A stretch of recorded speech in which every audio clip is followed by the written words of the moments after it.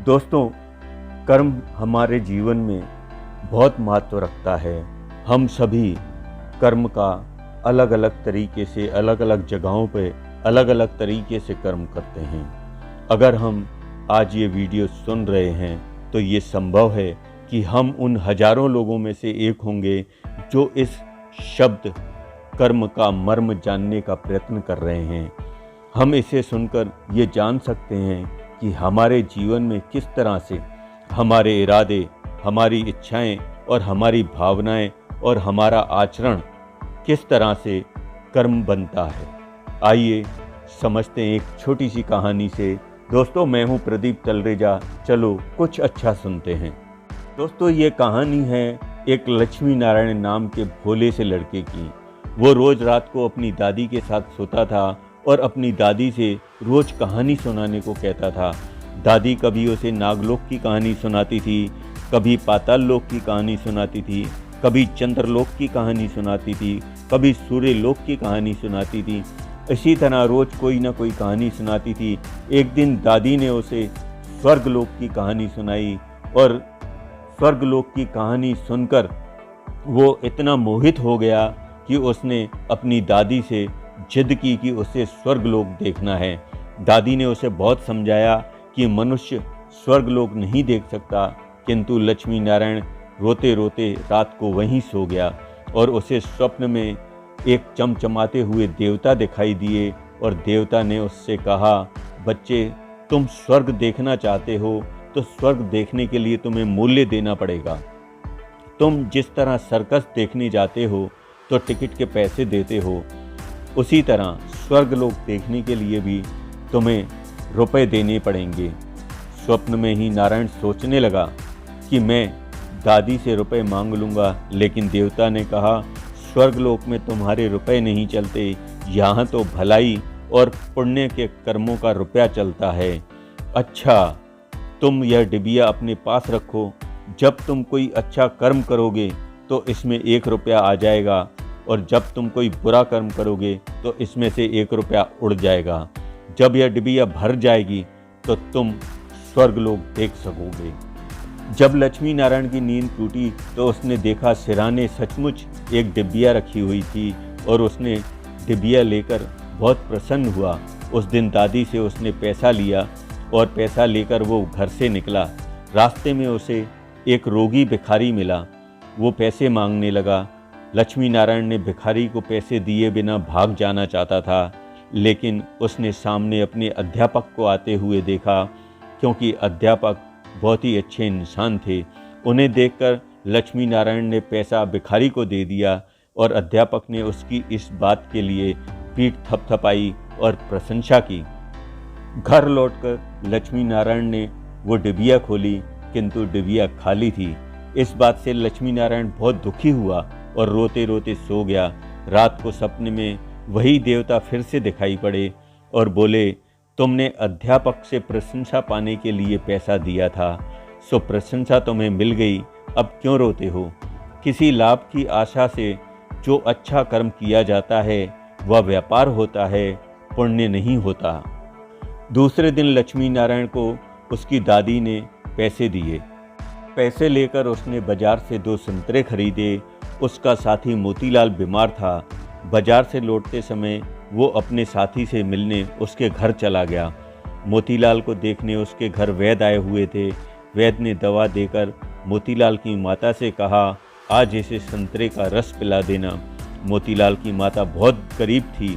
वो रोने लगी और बोल रही थी कि मैं मजदूरी करके पेट पालती हूँ।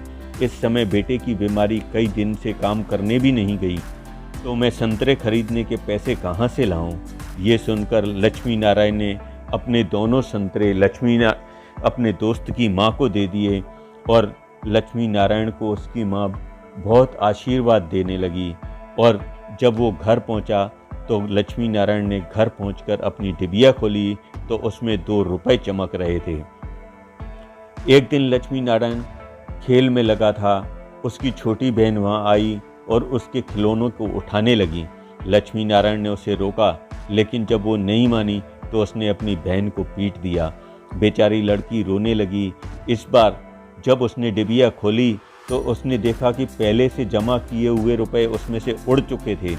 अब उसे बहुत पश्चाताप होने लगा। उसने सोचा कि अब जीवन में वो कोई भी बुरा कर्म नहीं करेगा जिससे उसके रुपए उड़ जाएं, और उसने आज पक्का निश्चय कर लिया था। लक्ष्मी नारायण पहले रुपए के लोभ से अच्छा कर्म करता था।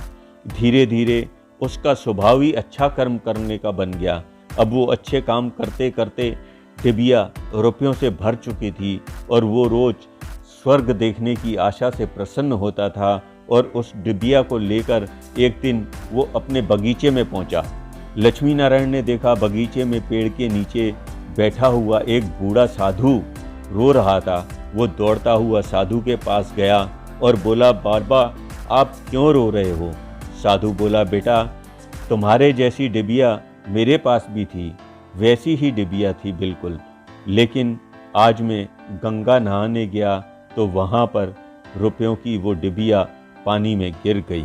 लक्ष्मी नारायण ने कहा, बाबा आप रो मत, मेरी ये डिबिया रुपयों से भरी हुई है, आप इसे ले लो। साधु ने कहा, तुमने इसे बड़ी मेहनत से भरा है, तुम इसे मुझे दोगे तो तुम्हें दुख नहीं होगा? लक्ष्मी नारायण ने कहा, मुझे दुख नहीं होगा बाबा, आप ले लो, मैं तो अभी लड़का हूँ, मुझे तो अभी बहुत जीना है, मैं ऐसी कई डिबियाँ अच्छे कर्मों से भर सकता हूँ। आप तो बूढ़े हो चुके हैं, अब दूसरी डिबिया आप पता नहीं कब भर पाओगे या नहीं भर पाओगे, लेकिन आप मेरी डिबिया ले लीजिए। साधु ने डिबिया लेकर लक्ष्मी नारायण की आंखों पर हाथ फेरा। लक्ष्मी नारायण की आंखें बंद हो गईं और उसे स्वर्ग दिखाई देने लगा। ऐसा सुंदर स्वर्ग कि जो उसकी दादी ने वर्णन किया था उससे भी कई गुना लाख गुना बेहतरीन स्वर्ग था। जब लक्ष्मी नारायण ने आंखें खोलीं तो देखा साधु के बदले स्वप्न में दिखाई देने वाले देवता उसके सामने प्रत्यक्ष खड़े थे। देवता ने कहा, बेटा जो लोग अच्छा काम करते हैं, अच्छे कर्म करते हैं, स्वर्ग उनका घर बन जाता है। तुम इसी प्रकार अपने जीवन में भलाई के कर्म करो, अच्छे कर्म करो, तो तुम्हारा जीवन अपने आप ही स्वर्ग बन जाएगा और तुम स्वर्ग लोक पहुंच जाओगे। इतना कहकर देवता अदृश्य हो गया। दोस्तों, मनुष्य जैसे कर्म करता है वैसे उसका स्वभाव बन जाता है। अगर हम बुरे कर्म करते हैं तो हमारा स्वभाव उस प्रकार बनता है, अगर हम अच्छे कर्म करते हैं तो हमारा स्वभाव अच्छा बनता है। जैसा हमारा स्वभाव बनता है वैसे हम आनंद प्राप्त करते हैं। बुरे कर्म का आनंद बुरा होता है, अच्छे कर्म का आनंद अच्छा होता है। दोस्तों, हमारे जीवन में हमें बेहतरीन, अच्छे और सात्विक कर्म करने हैं जिससे हम अपने जीवन को स्वर्ग बना सकें। तो हमें बुरे कर्म से भागना नहीं है, लेकिन हमें अच्छे कर्म करते रहना है, तो बुरे कर्म अपने आप ही हमसे दूर चले जाएंगे। क्योंकि कोई भी काम रोज किया जाए तो उसकी आदत पड़ जाती है। ठीक इसी प्रकार हम रोज कोई ना कोई अच्छा कर्म करें तो हमारे जीवन में अच्छे कर्म करने की आदत बन जाएगी और फिर बुरा कर्म हमें ध्यान में ही नहीं आएगा। तो चलिए दोस्तों, हम भी अपने जीवन में रोज अच्छे कर्म करने की आदत डालें। आप सभी खुश रहें, खुशहाल रहें, आबाद रहें, जियो दिल से। चैनल सब्सक्राइब करें, वीडियो को लाइक और